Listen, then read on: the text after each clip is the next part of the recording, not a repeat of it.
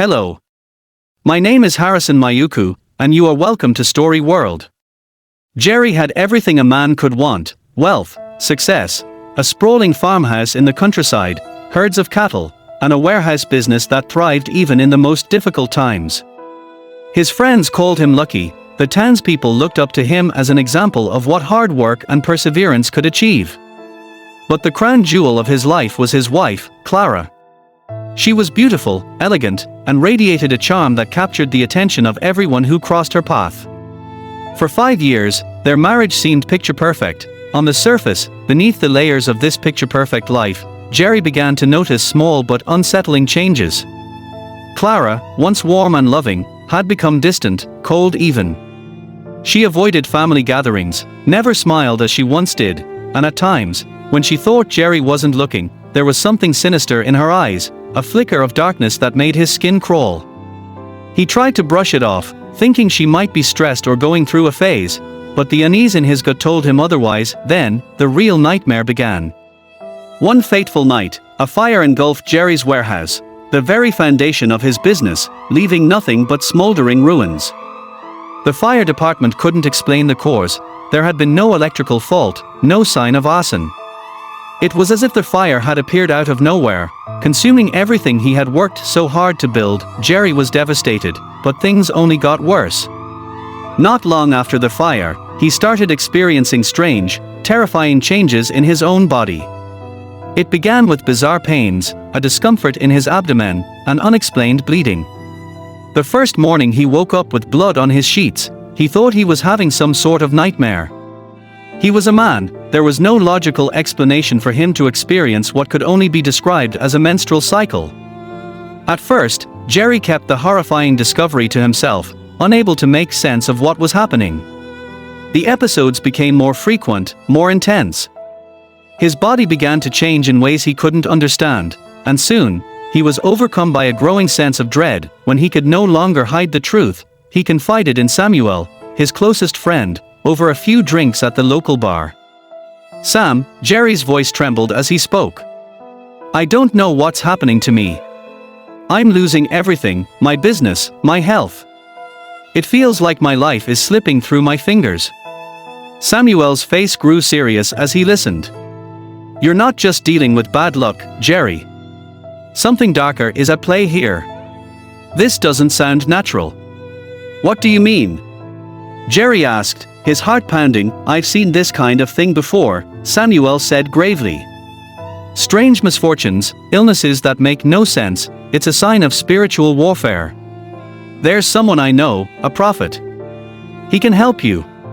He sees things that others can't, and I'm telling you, if you don't get help soon, it'll only get worse." Jerry, desperate and at his breaking point, agreed to visit the prophet.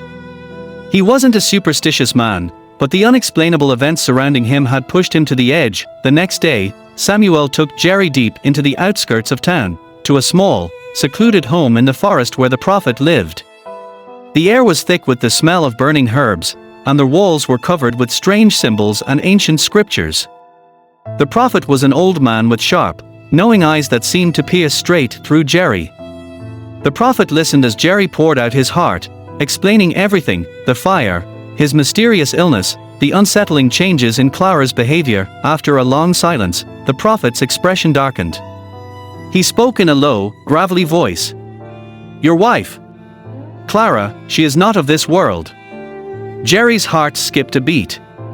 "What do you mean?" "She's my wife. We've been married for 5 years." The prophet shook his head slowly. "Clara is not human. She was sent to destroy you, sent from another realm. She is a creature, a serpent in disguise. A spirit sent to drain your energy, destroy your success, and ultimately, take your life." Jerry stared at the prophet in disbelief, his mind racing. "No. That can't be true. She's my wife." "Look deeper," the prophet said, his voice heavy with warning. "You've seen the signs. The coldness in her eyes, her detachment, the fire that destroyed your warehouse. These are the workings of a being far more dangerous than you realize. The bleeding you experience is part of the curse she has placed on you. She is feeding off your life force." Jerry was paralyzed with shock. His hands trembled as the prophet continued, "Clara's true form is that of a serpent spirit, a creature from another dimension. She was sent into your life to appear as the perfect wife, to build trust, to make you believe in her. But her real purpose is to drain your strength until you are nothing, to hollow you out until she has destroyed everything you hold dear." The room spun as the words sunk in. Clara, a serpent. It seemed impossible.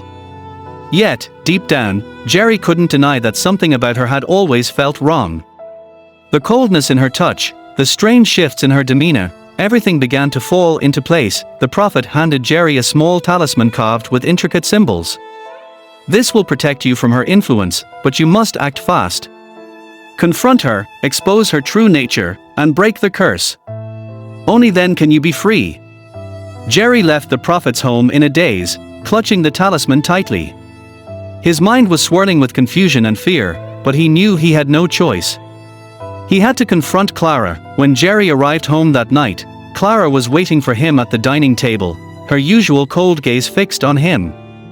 The house felt unusually still, as if time itself had slowed down. "You're late," she said in a voice that sent chills down his spine. Her eyes seemed darker than usual, almost predatory. Jerry took a deep breath, his heart pounding in his chest. "Clara," he said, his voice trembling. "I know what you are." Clara's expression remained unreadable for a moment, and then, without warning, she let out a low, sinister laugh that sent a shiver through Jerry's entire body. "So, you finally figured it out," she hissed, her voice growing unnaturally low. In the dim light of the room, Jerry watched in horror as Clara's body began to shift. Her once beautiful skin started to ripple and shimmer as scales appeared beneath the surface. Her eyes, once captivating, turned into cold, reptilian slits.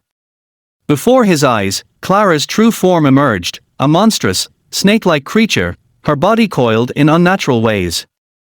"I was sent to destroy you," Clara said, her voice dripping with malice. "And I've almost succeeded. You're weak now, Jerry. Your business is gone, your strength is fading. Soon, you'll be nothing but a shell of the man you once were." Jerry's hands shook as he held up the talisman the prophet had given him. "Leave me," he shouted. "I break your hold over me." Clara recoiled, her serpentine form writhing in agony as the power of the talisman began to take effect. She let out a blood-curdling shriek, her body convulsing as she tried to resist. But the talisman was too strong, and with one final, ear-piercing scream, Clara's monstrous form dissolved into a cloud of black smoke, vanishing into the night. Jerry collapsed to the ground, panting, his body trembling from the encounter. He had been saved, but the scars of the ordeal remained. Over the next few weeks, Jerry slowly began to rebuild his life. The prophet's protection had freed him from Clara's curse, and with time, his health returned. His body healed, and the strange episodes stopped. He hired new workers, rebuilt his warehouse, and reclaimed the life he had nearly lost, but Jerry would never forget the horror of what he had experienced, nor the darkness that had once lived inside his home. Clara was gone, but her presence lingered in the shadows, a reminder of the price he had paid. Though his life had bounced back, Jerry knew that the battle between light and darkness was never truly over. As long as there were creatures like Clara lurking in the world, he would always be prepared, for he had faced the serpent once, and survived. Thank you for watching. Please take your prayer life serious so that God Almighty will guide us to the right part of life.